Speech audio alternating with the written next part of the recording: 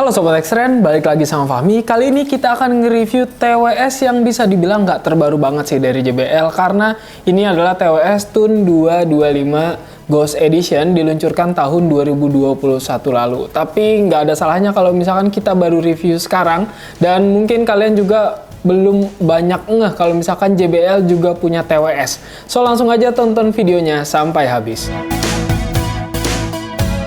Oke, di awal akan kita unboxing dulu si box dari JBL TWS Tune 225 Ghost Edition ini. Kenapa Ghost Edition? Nanti akan gue jelasin, tapi sekarang kita akan buka dulu untuk kotak pembeliannya. Di sini udah dibuka, dan kalian bisa lihat di sini dia itu ngebukanya dari bagian bawah.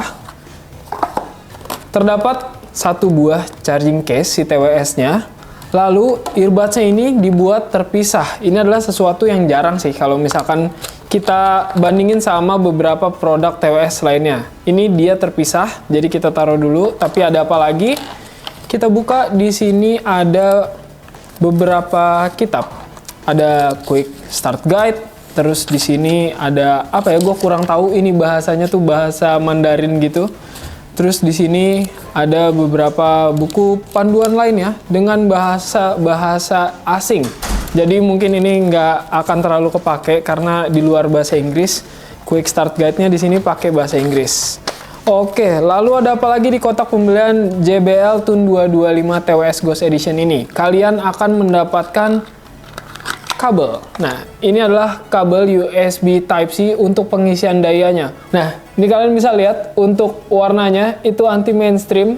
Warna oranye gini tuh jarang banget dipakai sama beberapa brand smartphone atau brand-brand yang ngeluarin produk TWS.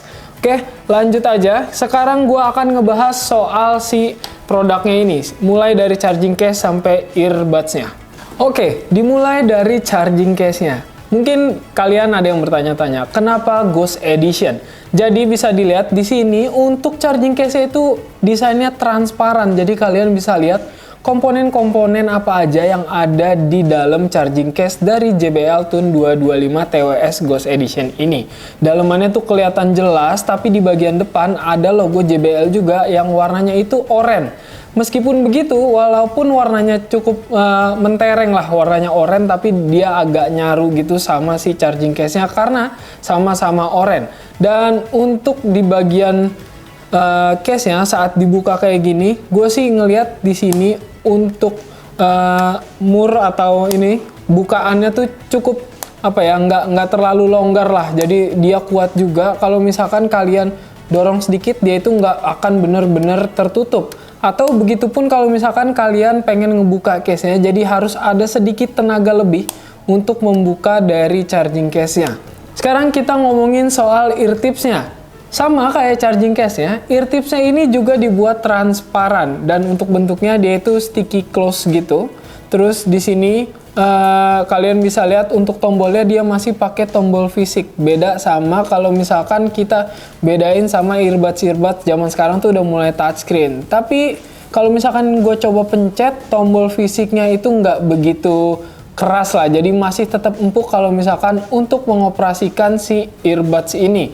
Lalu untuk dari desain yang masuk ke telinganya atau buds-nya ini, dia itu langsung paten ya, jadi nggak ada ear tips tambahan, dan untuk kotak pembeliannya juga nggak ada berbagai macam ear tips gitu. Jadi kalian bisa langsung masukin aja ke telinga, dan mungkin kalau misalkan ngeliat desain TWS yang kayak gini tuh ngingetin kita sama AirPods, tapi dengan warna yang menurut gue sangat anti mainstream ini, kita tahu kalau misalkan TWS yang warna oranye dan transparan ini adalah milik JBL. Kita balik lagi ngomongin soal si earbuds-nya ini. Kalau dilihat bentuknya, dia itu lurus kayak gini. Ya meskipun ini menurut gua cukup nyaman di telinga, tapi kalau misalkan ini agak nukik sedikit, jadi lebih ngarah ke lubang telinga, itu akan lebih nyaman di kuping. Tapi coba nanti akan gua pakai. Tapi untuk awal-awal, mari kita sambungkan dulu si TWS Tune 225 Ghost Edition ini ke perangkat smartphone.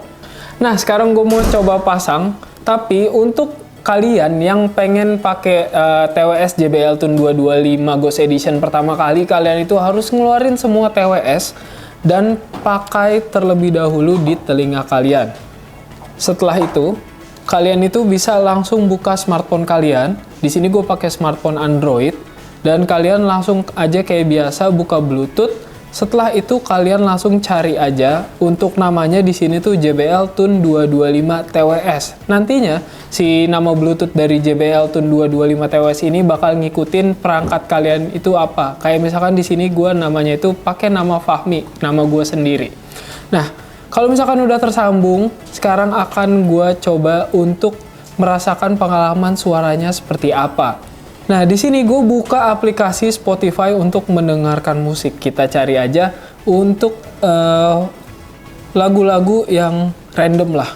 Kita coba cari lagu yang random, tapi yang agak kenceng, biar ngetes seperti apa untuk suara dan bass ya.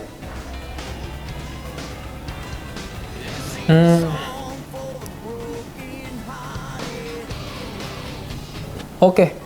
Barusan gue udah dengerin sedikit suaranya dan rasanya tuh cukup surround ya. Untuk suaranya tuh dia itu menyeluruh, dan untuk bassnya juga menurut gue cukup oke. Buat bass hunter kayaknya tuh oke kalau misalkan milih TWS yang satu ini. Tapi kalau misalkan kurang, kalian itu bisa ngatur lewat pengaturan HP ataupun dari aplikasi Spotify-nya sendiri sih. Menurut gue kalian bisa atur equalizer-nya aja, pilih yang bass atau yang sesuai kebutuhan kalian. Nah, kalau misalkan tadi udah kita cobain gimana pengalaman suara saat si TWS JBL Tune 225 Ghost Edition ini memutar musik, sekarang gue itu mau cobain untuk merekam audio.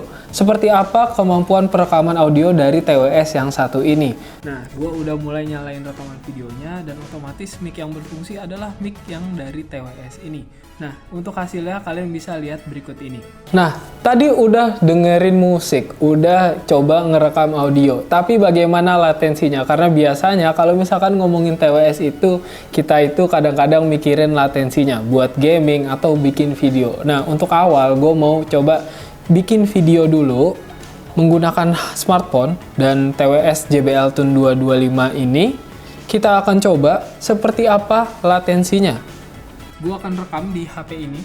Gue akan coba buat video. Nah, nanti mungkin hasilnya kalian bisa lihat, tapi di sini gue sedang coba. Kalian bisa lihat juga secara detail ya, antara suara sama gerakan bibir atau mulut gue ini sama persis atau ada jeda sepersekian detik. Buat yang pengen tahu TWS JBL 225 Tune Ghost Edition ini bisa berfungsi apa aja untuk tombolnya, sebenarnya banyak. Jadi gue akan kasih tahu kalau misalkan si JBL TWS Tune 225 Ghost Edition ini, kalau misalkan kalian klik satu kali yang bagian kanan, kalian itu akan nge-pause si musiknya. Lalu kalau misalkan kalian klik yang sebelah kiri, dia itu akan nge-next song gitu. Jadi kalau misalkan kalian buka Spotify, nantinya tuh lagunya akan berpindah. Beda lagi kalau misalkan kalian neken ini tuh 2 kali. Jadi ngeklik 2 kali, nantinya TWS JBL Tune 225 Ghost Edition ini akan langsung menampilkan Google Assistant. Jadi kalau misalkan kalian lagi di jalan, naik sepeda atau naik motor, butuh pengoperasian smartphone lewat TWS, tinggal klik 2 kali aja, abis itu kalian ngomong. Oke Sobat Nextrend, itulah pengalaman Nextrend saat membongkar JBL Tune 225 Ghost Edition ini. Gimana menurut kalian untuk desain dan kemampuannya?